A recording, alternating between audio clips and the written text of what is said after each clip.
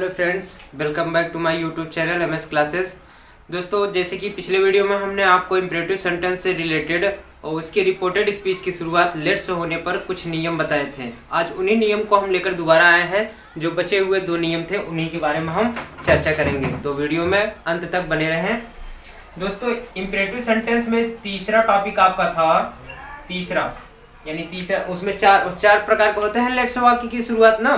तो उसमें तीसरा आपका है कि लेट प्लस मी या फिर हर या फिर हिम।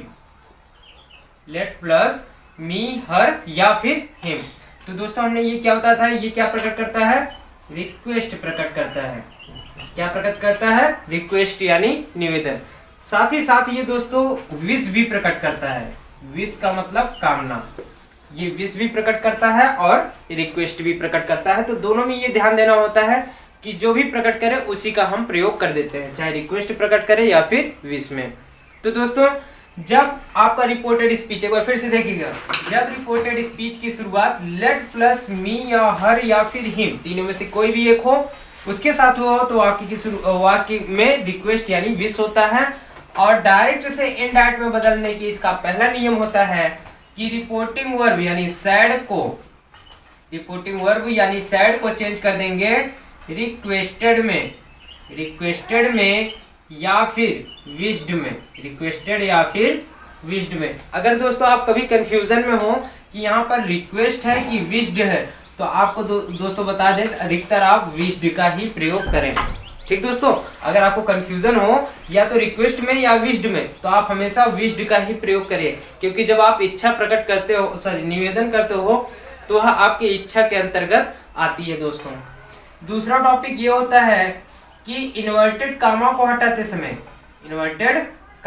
हटाते समय आपको कंजक्शन दैट का प्रयोग करना है। कंजक्शन दैट का प्रयोग करने के बाद अब आपको आगे क्या करना है दोस्तों? तीसरा नियम ये होता है कि मी, हिम और हर को उसके नॉमिनेटिव केस में चेंज करेंगे। इसके नॉमिनेटिव केस में मतलब मी का नॉमिनेटिव केस दोस्तों होता है आई, और हिम का नॉमिनेटिव केस होता है दोस्तों ही, तथा हर का नॉमिनेटिव केस होता है सी। इस प्रकार से इसको नॉमिनेटिव केस में चेंज कर देंगे। और चौथा नियम ये होता है कि लेट को चेंज कर देंगे दोस्तों शुड में। वही पहले वाला नियम कि लेट को चेंज करना है शुड में। और पांचवा नियम यानी अदर वर्ड लिखते हैं। क्या लिखते हैं दोस्तों? अदर वर्ड लिखते हैं। दोस्तों, इसका स्क्रीनशॉट ले लीजिए। अब हम आपको एग्जांपल के थ्रू बताएंगे इन नियम को, तो स्क्रीनशॉट ले लीजिए दोस्त। चलिए दोस्तों, फॉर एग्जांपल के लिए सेंटेंस है, आपका पहला के लिए है, ही sad single comma double inverted comma में let me go out sir.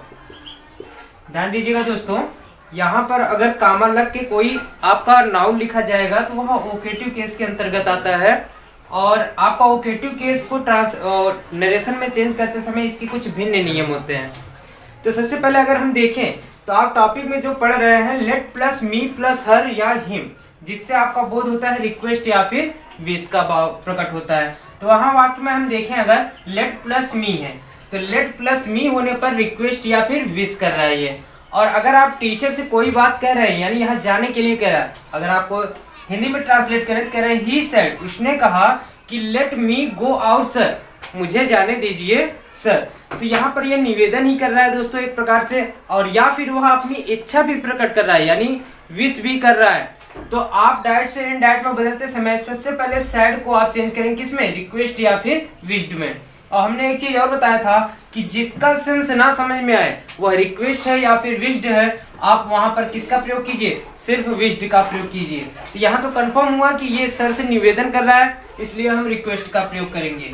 यानी इनडायरेक्ट स्पीच होगा इसका, सैड चेंज होगा रिक्वेस्ट में, यानी रिक्वेस्टेड हुआ आपका। तथा ध्यान दीजिएगा दोस्तों, अगर ओकेटिव केस में सर या मैडम आपको मिलते हैं तो इनके स्थान पर रिपोर्टिंग वर्ब में रेस्पेक्टफुली जोड़ दिया जाता है, यानी यहाँ पर आपका प्रयोग हो जाएगा रेस्पेक्टफुली। उसके बाद आपको अगला नियम बताया गया सेकंड में कि इन्वर्टेड कामा को हटाते समय कंजक्शन दैट का प्रयोग करना है। तो दोस्तों जब इन्वर्टेड कामा हम हटा रहे थे यहाँ पर कंजक्शन दैट का प्रयोग कर दिए, तथा अब आप आगे देखिए कह रहे हैं कि मी, हिम, हर और को चेंज करना है इनके नॉमिनेटिव केस यानी आई, ही और सी में चेंज करना है। यहाँ पर दोस्तों आपका क्या है, मी है, यानी मी का नॉमिनेटिव केस क्या होगा आपका आई, और आई आपको बता दें दोस्तों ये फर्स्ट पर्सन करता है, यानी ये चेंज हो जाएगा रिपोर्टिंग वर्ब के सब्जेक्ट के अनुसार ही में चेंज हो गया। तथा लेट को आपको चेंज करना है किसमें, शुड में चेंज करना है, और यहां से लेट चेंज हो गया शुड में। उसके बाद दोस्तों आपका शेष शब्द में बचा क्या, यानी अदर वर्ड में बचा गो आउट, तो आप इसे यहाँ पर लिख दीजिए, यानी इसमें कोई परिवर्तन अब नहीं होगा। तो दोस्तों एग्जाम्पल को लिख लीजिए, और अब हम आपको चलते हैं चौथे टॉपिक पास लेकर चल के, जहां पर लेट प्लस इट या देयर बी का प्रयोग होगा।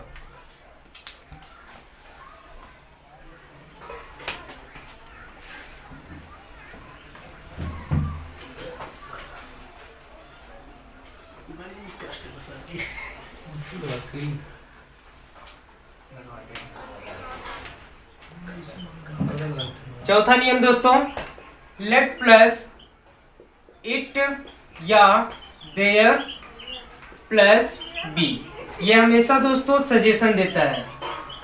क्या देता है, सजेशन। सजेशन को हिंदी में कहते हैं सुझाव देता है।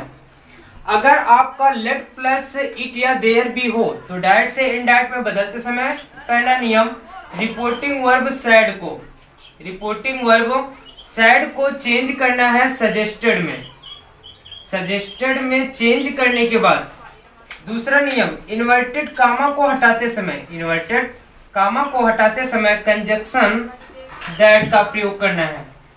तथा तीसरा नियम, इट या देयर को, इट या देयर को सब्जेक्ट के रूप में बदल दिया जाता है। ध्यान दीजिएगा दोस्तों, यहाँ अगर लेट के साथ में ये होता है तो ध्यान दीजिएगा ये अपने ऑब्जेक्टिव केस में हो जाता है, भले ही इनका ऑब्जेक्टिव केस नहीं होता है, लेकिन लेट के साथ में हमेशा ऑब्जेक्टिव केस ही प्रयोग किया जाता है, इसलिए यहाँ पर ये सब्जेक्ट आपका नहीं कहा जा सकता, इसलिए लेट और देयर को हमने चेंज कर दिया किसमें, सब्जेक्ट के रूप में चेंज कर दिया। तथा चौथा नियम ये है कि आपको लेट को बदलना है शुड में, यानी चौथा नियम लेट को चेंज करना है शुड में। तथा अदर वर्ड यानी पांचवा नियम, आपको अदर वर्ड लिख देना है। अदर वर्ड का मतलब आप समझ जाइए दोस्तों कि इन चार नियम का प्रयोग करने पर वाक्य में जो कुछ भी बचेगा वे आपके अदर वर्ड यानी शेष शब्द कहलाएंगे, और उनमें बिना कोई परिवर्तन के। याद रहे दोस्तों, अगर चेंज इनटू पर्सन का नियम आता है या फिर change into other part of speech का नियम आता है तो वह हमेशा लागू होगा, इसलिए उसमें जरूर प्रयोग करेंगे, यानी उनके नियम को जरूर प्रयोग करेंगे। चलिए एग्जाम्पल के लिए दोस्तों, फॉर एग्जाम्पल पहला सेंटेंस, द टीचर सेड,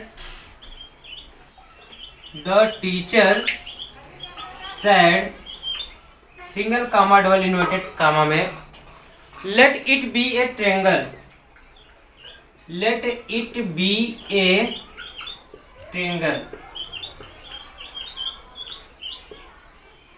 ध्यान दीजिए दोस्तों, अब आप रिपोर्टेड स्पीच में देखें, यहाँ पर सबसे पहले नियम आपका था कि लेट के साथ में अगर इट या देयर हो, तो यहाँ पर देखिए आप रिपोर्टेड स्पीच की शुरुआत लेट प्लस इट से हुई है, तो रिपोर्टेड स्पीच में जब लेट प्लस इट आ जाए या फिर उसके स्थान पे देयर आ जाए तो मतलब वहां पर आपका सजेशन व्यक्त हुआ है, और सर्वप्रथम क्या करना है, सैड को चेंज करना है सजेस्टेड में, तो यहाँ पर सैड को हम चेंज कर देंगे सजेस्टेड में, यानी इनडायरेक्ट स्पीच हुआ, द टीचर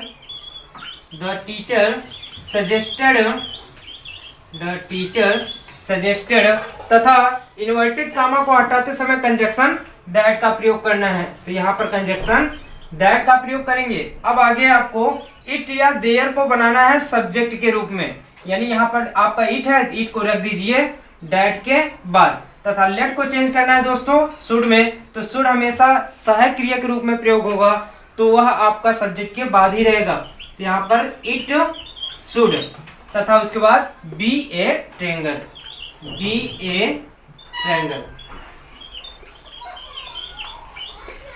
तो दोस्तों आज के इस इंपरेटिव सेंटेंस की वीडियो में बस इतना ही। वीडियो देखने के लिए बहुत बहुत धन्यवाद। जय हिंद।